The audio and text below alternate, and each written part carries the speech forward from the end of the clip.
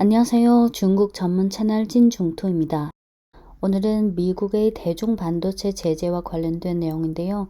전반부는 뉴욕타임즈의 최근 기사 한 편을 요약하고 후반부는 최근 나온 반도체 관련 기사 몇 개를 말씀드리겠습니다. 뉴욕타임스 기사 제목을 번역하면 이것은 전쟁 행위다. 미국의 대중 반도체 봉쇄에 대한 해부. 뉴욕타임스라서 일관적인 반중 기조에는 변화가 없고 이 기사를 쓴 기자는 반중 기조를 전제로 중국 관련 기사를 많이 쓰는 기자인데요. 이번 기사도 물론 미국의 입장과 이익을 대변하고 있지만 마지막 부분에서 미국의 우려도 제기했습니다. 기사 내용 중 찬성하는 부분도 있고 그러지 않은 부분도 있지만 저희 생각을 아예 첨언하지 않고 기사 내용 그대로 요약하겠습니다. 이번 기사는 분량이 너무 많아서 다 번역하지 않고 중간중간에 자주 건너뛰면서 번역하겠습니다. 네, 지금부터 끝까지 음성만 들으시면 됩니다. 제목, 이것은 전쟁 행위다. 미국의 대중 반도체 봉쇄에 대한 해부. 작년 10월 미국 상무부 산하산업안보국 BIS는 대중국 과학기술 전쟁을 발동하는 문건을 발표했다. 139페이지 분량의 문서에는 복잡한 관료 용어와 세부적인 기술 내용들이 충만했다. 이 기사 원문에 소제목은 없지만 이해를 돕기 위해 제가 5개 부분으로 나누어서 각각 소제목을 달겠습니다. 첫째, 반도체 칩은 BIS 업무의 핵심이다. 둘째, 반도체 제재는 전쟁 행위다. 셋째, 반도체 산업 통제의 관건적 병목. 넷째, 걸음마다 진을 치는 미국. 다섯 번째, 반도체 칩은 사활이 걸린 일이고 중국은 결국 봉쇄를 돌파할 것. 네, 시작할게요. 첫째, 반도체 칩은 BIS 업무의 핵심이다. 미국 상무부 산하 산업안보국 BIS는 과거 냉전이 가장 치열한 시기에 소련 진영에 대한 수출 제한이 가장 엄격했고 매년 10만 건 이상의 수출 허가증을 처리했다. 상대적으로 평화 안정적인 90년대에 BIS는 존재 이유의 일부를 잃었고 일부 인력과 자금도 잃었고 매년 처리한 수출 허가증은 10,000개로 줄었다. 하지만 지금에 와서 이 숫자는 4만 건이 됐고 지금도 계속 늘어나고 있다. BIS는 과거 여느 때보다 더 바빠졌다. 방대한 수출 명단이 포함되는데 기존의 많은 수출 제한과 러시아와 중국을 타깃으로 하는 지속적인 행동이 포함되어 있다. 수출 통제를 담당하는 상무부 부부장은 우리는 100%의 시간을 러시아에 대한 제재에 쓰고 있고 그 외의 100%의 시간을 중국에 쓰고 있고 그 외의 100%의 시간을 기타 사항에 쓰고 있다 라고 말했다. 최근 몇 년간 반도체 칩은 이미 BIS 업무의 핵심이 되었다. 칩은 현대 경제의 명맥이자 아이폰부터 제빵기까지 데이터 센터부터 신용카드까지 등 모든 전자기기와 시스템의 뇌다. 차 한 대에 1000여 개의 칩이 들어갈 수 있고 칩마다 차량 조종의 각각 다른 파트를 관리한다. 반도체는 양자 컴퓨터와 인공지능 등 다음 세기의 생활을 철저히 변화시키는 혁신 기술 배후의 견인력이다. 예를 들어 오픈AI의 챗GPT에 대한 훈련은 현재 가장 첨단 칩인 엔비디아의 A100만 개 위에서 진행되는 것이다. 네, 여기까지가 첫째, 반도체 칩은 BIS 업무의 핵심이다. 이고 이어서 둘째, 반도체 제재는 전쟁 행위다. 미국 정부는 작년 10월 7일 수출 제한을 발표해 중국의 첨단 반도체 칩 생산, 심지어 구매를 약화시키고자 하는 의도를 선포했다. 수출 제한 조치의 로직은 매우 간단하다. 첨단 칩 및 첨단 칩이 구동하는 슈퍼컴퓨터와 인공지능 시스템은 중국의 실력 향상에 사용된다는 것이다. 이번 수출 제한 조치는 영향이 극히 광범위하고 의미가 극히 크고 타깃은 중국에만 제한된 게 아니라 중국 외의 안전 국가들이 포함되어 있다. 워싱턴 전략과 국가연구센터 와도아니 인공지능 첨단기술센터 디렉터는 여기서 핵심을 알아야 한다. 미국은 중국의 인공지능 산업에 영향 주려고 하는 것이고 반도체 분야는 이 목표를 실현하는 수단이다. 새로운 조치를 통해 우리는 중국이 기술적으로 어떠한 진전을 얻는 것도 허용하지 않을 뿐만 아니라 우리는 중국 현재의 첨단 기술을 돌려놓기 위해 적극적으로 할 것이다. 라고 말했다. 이번 조치의 본질은 중국의 전반적인 첨단 기술 생태계를 제한하기 위해서다. 월가 금융기관인 에버코어 ISI의 반도체 애널리스트는 만약 당신이 5년 전에 이 규칙들을 나한테 알려준다면 이것은 일종의 전쟁 행위다. 우리는 틀림없이 전쟁 상태에 있다 라고 나는 말할 것이다 라고 말했다. 만약 이번 조치들이 성공한다면 한 세대의 중국인들의 진보에 영향을 줄 가능성이 있고 실패한다면 바라는 바와 정반대가 되는 결과, 사람을 놀라게 하는 결과가 일어날 가능성이 있는데 그렇게 되면 미국이 있는 힘을 다해 피하고자 하는 그 미래가 더 빨리 일어날 수 있다. 나오게 될 결과는 향후 몇십 년간의 미중 경쟁 및 국제 질서의 미래에 영향을 미칠 것이다. 에버코어 ISI의 반도체 애널리스트는 2022년부터 역사에 남을 두 개의 날짜가 있다. 첫 번째는 2월 24일 러시아의 우크라이나 침공이고 두 번째는 10월 7일이다 라고 말했다. 네, 여기까지가 둘째, 반도체 제재는 전쟁 행위다. 이고 이어서 셋째, 반도체 산업 통제의 관건적 병목. 반도체 제조 공장은 세상에서 가장 고가의 공장이고 사상 가장 복잡한 제조를 하고 있으며 생산 규모는 다른 어떠한 장비도 도달하지 못할 정도로 크다. 동시에 더 광범위한 반도체 칩 산업은 상호 의존적인 네트워크로서 고도로 전문화된 지역과 기업이 전 세계에 분포되어 있고 상당히 길면서 복잡한 공급망이 이러한 거사를 가능하게 했다. 다시 말하면 글로벌화의 산물이다. 칩 워의 저자인 그레스 밀러는 세계에서 가장 똑똑한 사람들의 공동의 노력이 없이는 그걸 어떻게 가능하게 만들지 상상하기 어렵다라고 말했다. 바로 이런 상호 연관성 때문에 반도체 칩 산업도 바이든 정부가 시행하고 있는 이런 종류의 법규의 영향을 매우 받기 쉽다. EUV는 전체 공정의 일부에 불과하다. 첨단 반도체 제조 공장에는 500여 대의 장비와 1000개의 절차가 포함될 수 있다. 하지만 EUV는 거의 기적에 가까운 인류의 성과다. EUV는 상상하기 어려운 규모와 정밀도로 작업이 가능하다. ASML 기술 총괄 부사장은 나는 진정으로 우리의 기계는 인류가 만들어낸 것 중 가장 복잡한 것이라고 믿는다 라고 말했다.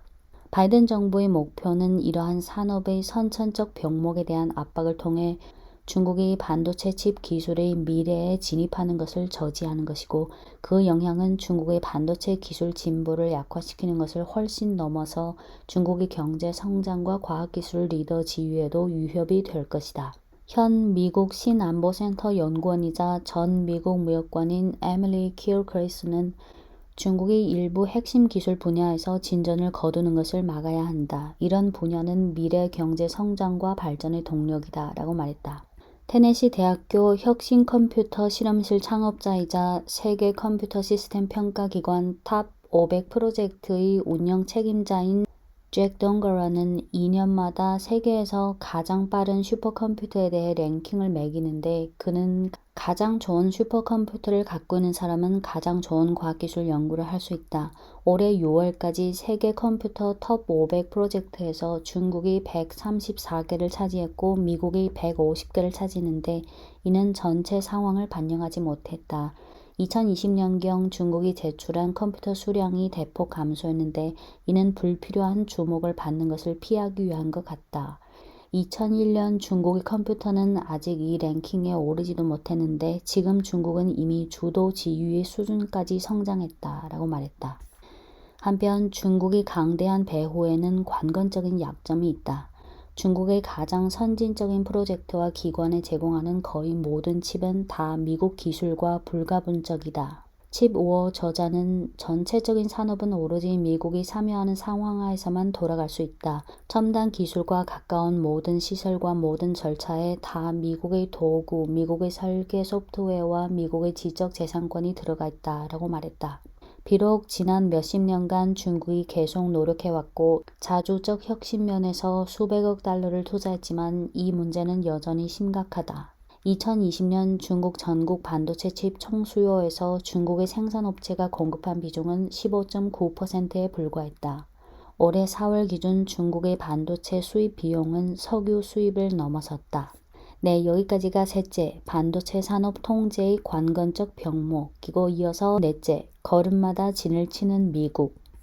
글로벌 반도체 시장에 대한 미국의 완전 통제는 2019년부터였고 당시 트럼프 정부가 중국의 통신장비 제조사인 화웨이를 수출 통제 명단에 포함시켰다.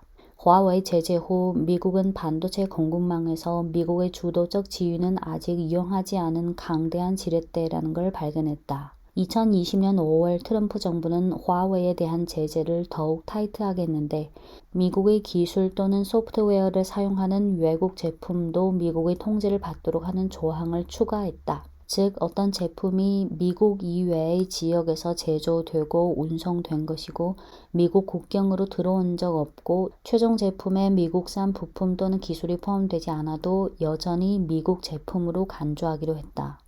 화웨이에게 있어서 이는 반도체 공급을 거의 다 단절된 것을 의미했다.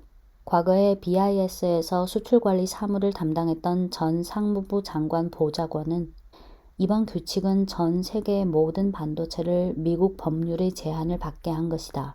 왜냐하면 전 세계의 모든 반도체 칩 공장은 적어도 미국의 장비를 일정 부분 이상 사용하고 있기 때문이다. 위탁 생산 공장에 설령 한 대의 미국 장비만 있고 비미국 장비가 100가지가 있다 하더라도 생산 라인 전체가 미국과 연관이 있게 됐다라고 말했다. 2020년 화웨이는 세계 최대 스마트폰 판매자로서 글로벌 시장 점유율이 18%에 달했고 심지어 애플과 삼성을 추월했지만 2021년에 화웨이 매출액은 근 3분의 1을 줄었고 산하 스마트폰 브랜드인 롱야오를 매각해서야 유지가 가능했고 2022년에 이르러 글로벌 스마트폰 시장 점유율은 이미 2%로 떨어졌다. 작년 10월 7일 시행한 법규는 반도체와 공급망 및 미국의 국력 문제에 대한 미국 정책 제정자의 인지를 대표했다.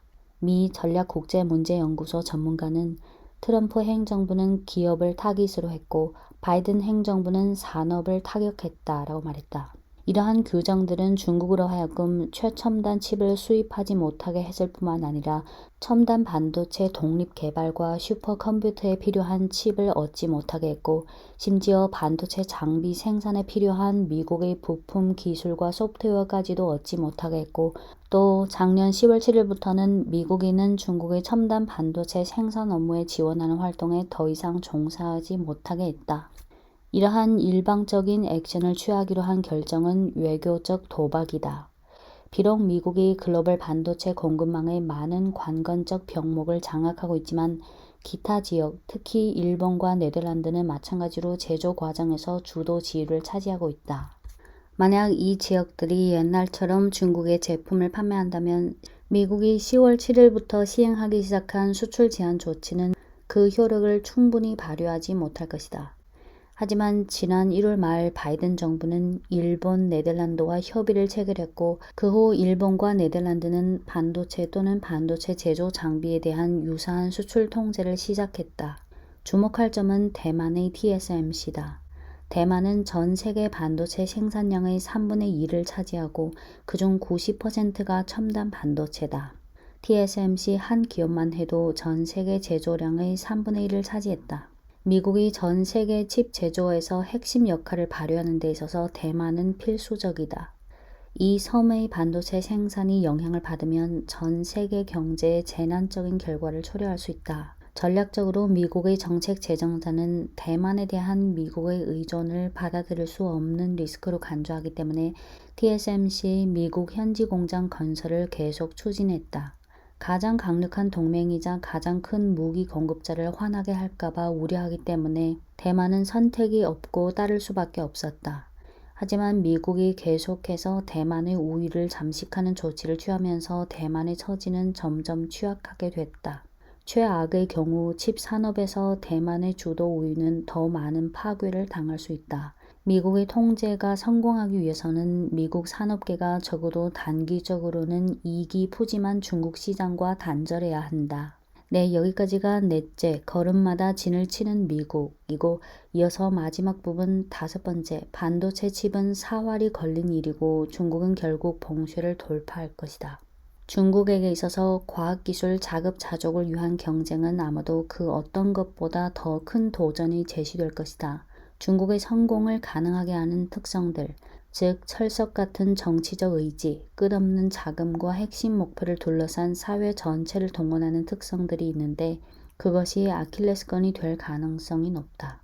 지난 몇 년간 중국은 국내 반도체 산업을 발전시켜야 하는 상황이 시급해졌을 때 수십억 달러를 소모한 프로젝트 최소 6개 프로젝트가 실패했고 많은 경영진들이 부패 혐의로 조사받았다.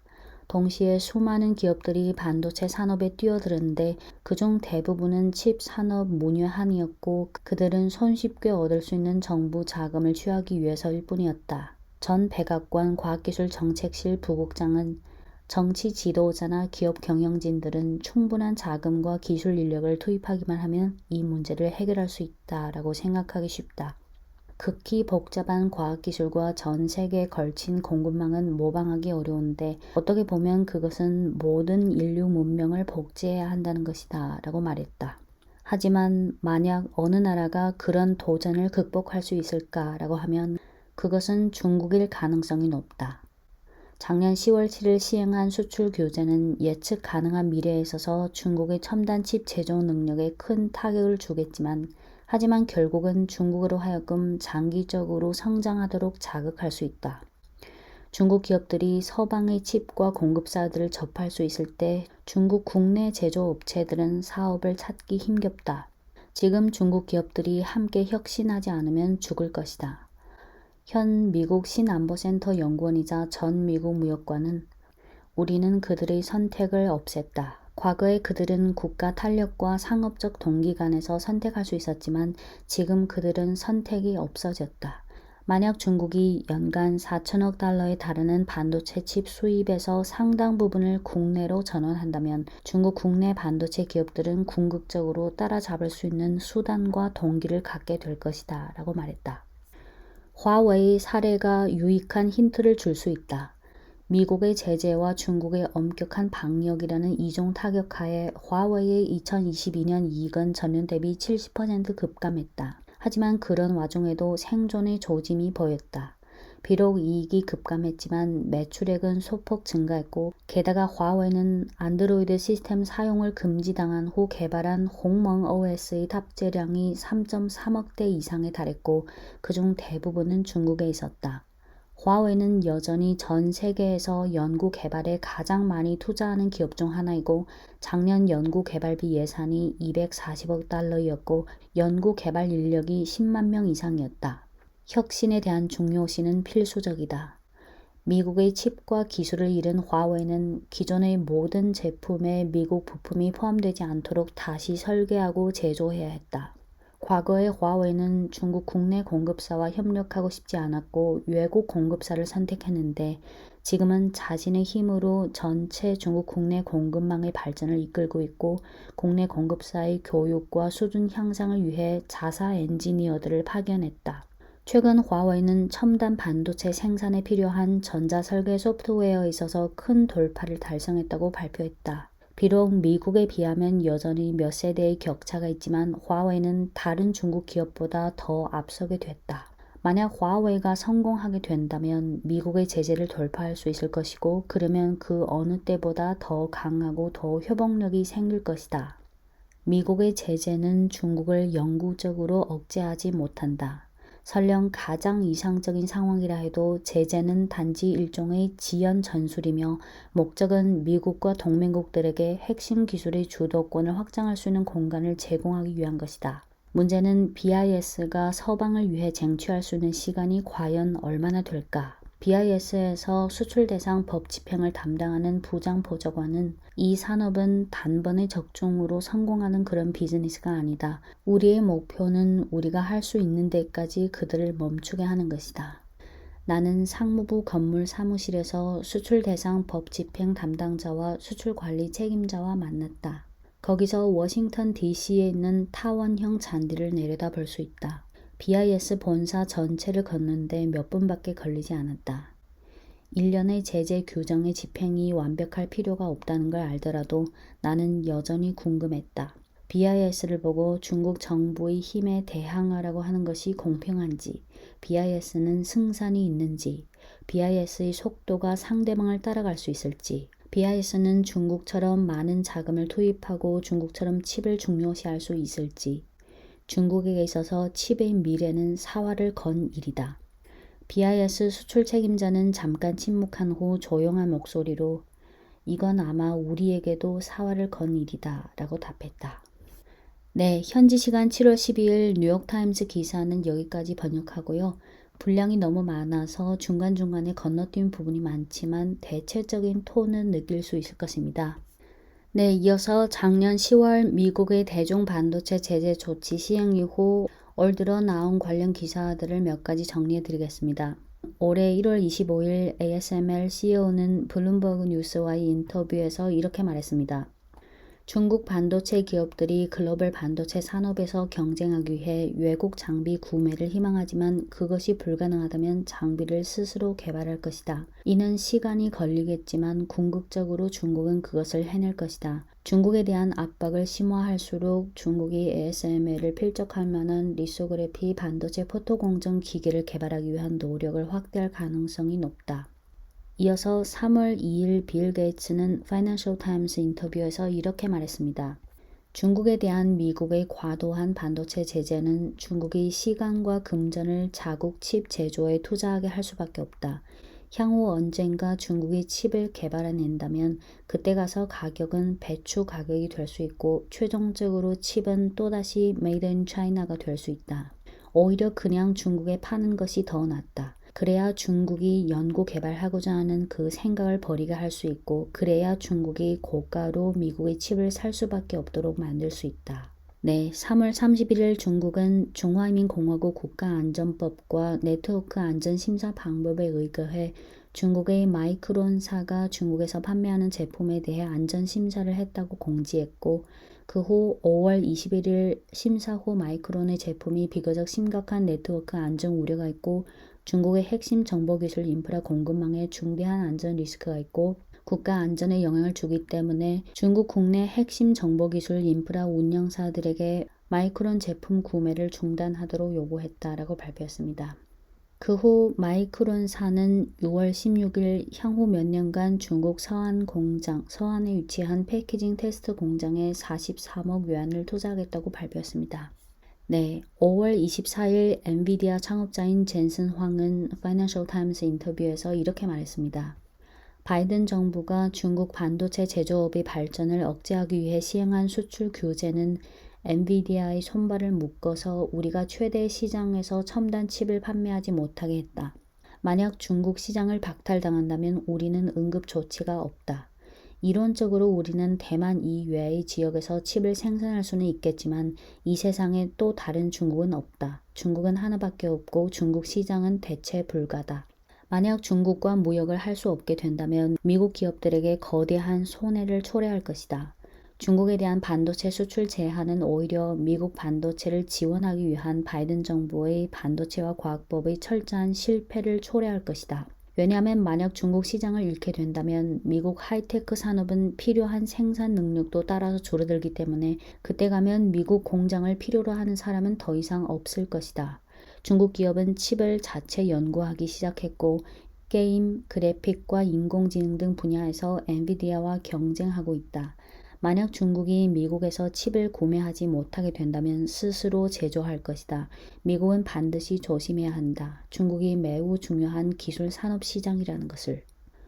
네, 5월 23일 일본 정부는 7월 23일부터 반도체 제조 설비 등 23개 품목을 대중 수출 규제 대상에 추가한다고 발표했고 네덜란드 정부는 지난 6월 30일 9월 1일부터 반도체 제조 장비의 대중 수출을 제한하는 규칙을 발표했습니다.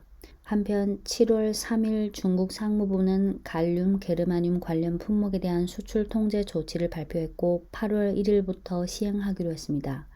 갈륨과 게르마늄 수출 통제 관련 분석은 찐중투 과거 영상을 참고하시면 됩니다.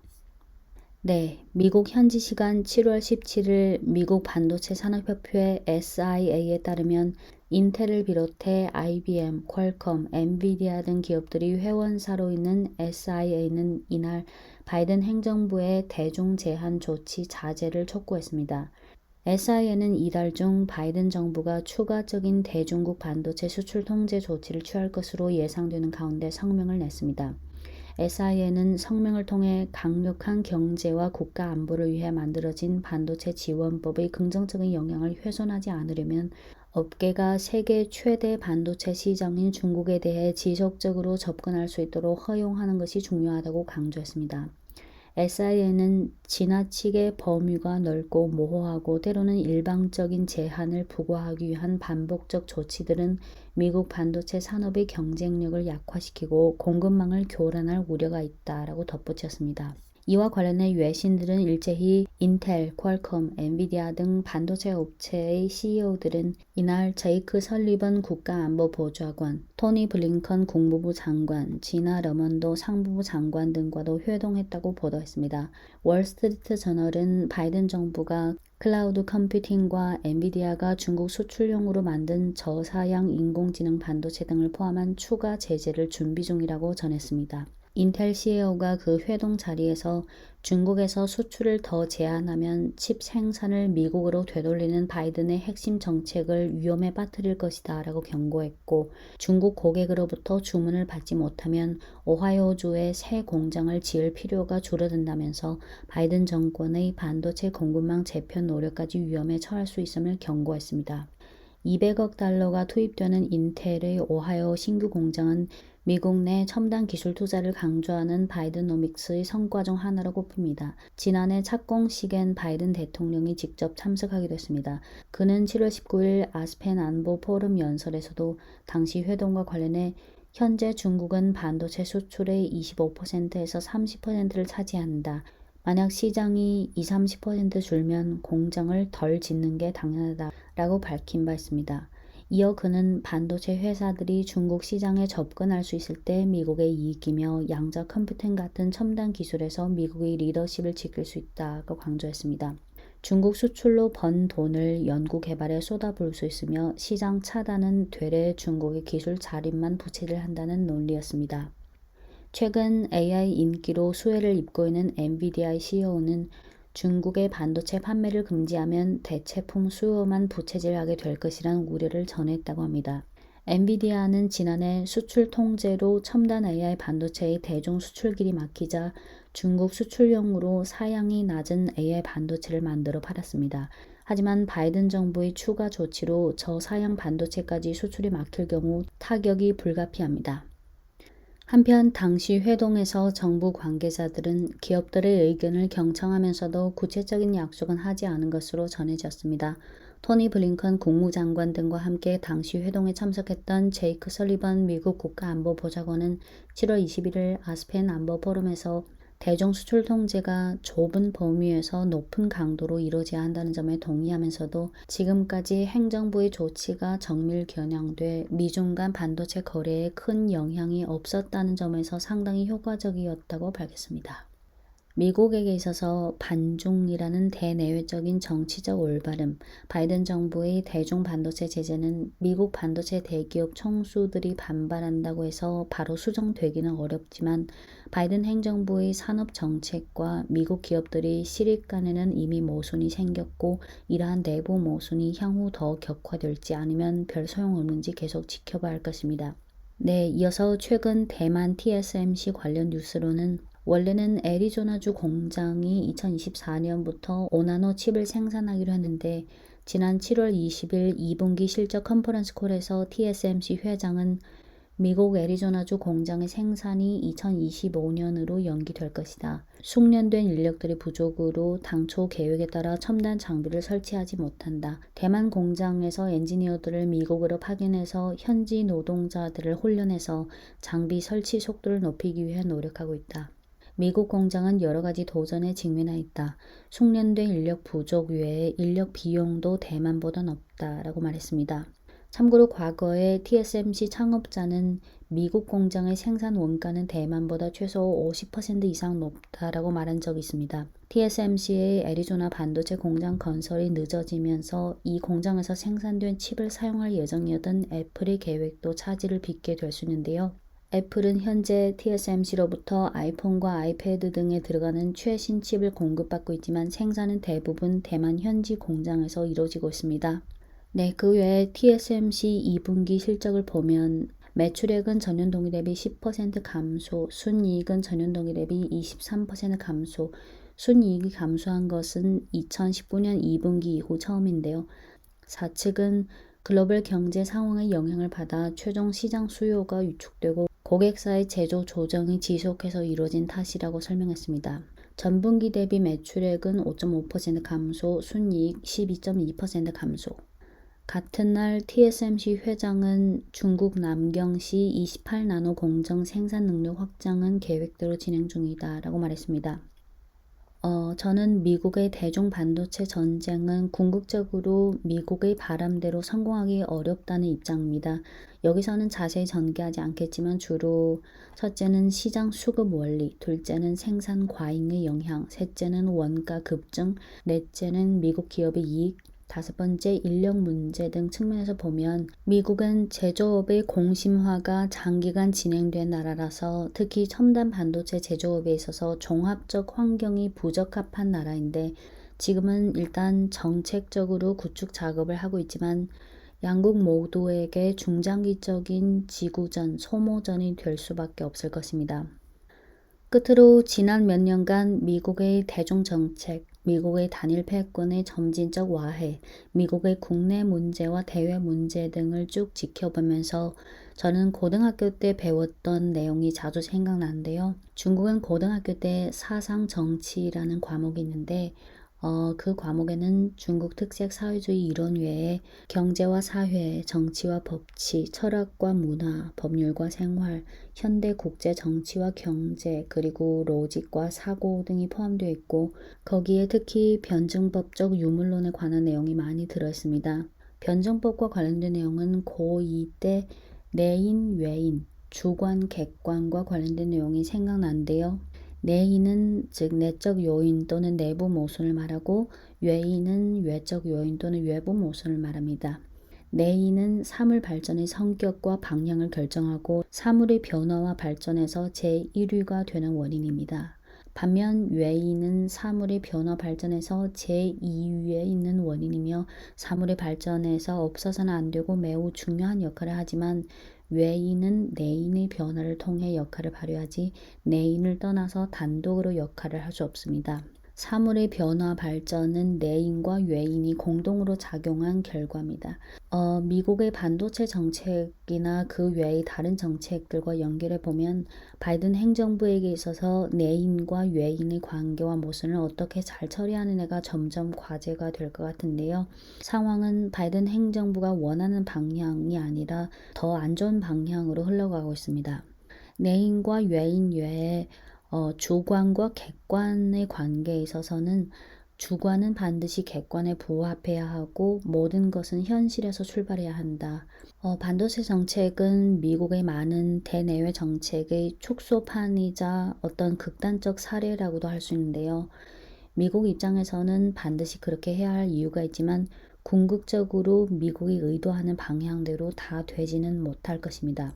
그 외에 지금 미국의 많은 대내외 정책, 예를 들어 대만 문제, 우크라이나 문제, 대중관계, 대러관계, 대유럽 관계, 미일한 관계, 그리고 미 국채 문제 등등 그 외에도 많은 사안들이 있지만 미국의 주관 의지는 이미 미국이 처한 객관 현실에 못 미치는 상황이 이미 점점 늘어나고 있습니다. 과거 영상에서 제가 포스트 미국 시대라는 표현을 쓴 적이 있는데요. 향후 미국을 언급할 때 이 표현을 더 자주 사용하게 될 것 같습니다. 네, 이상 찐중투였습니다.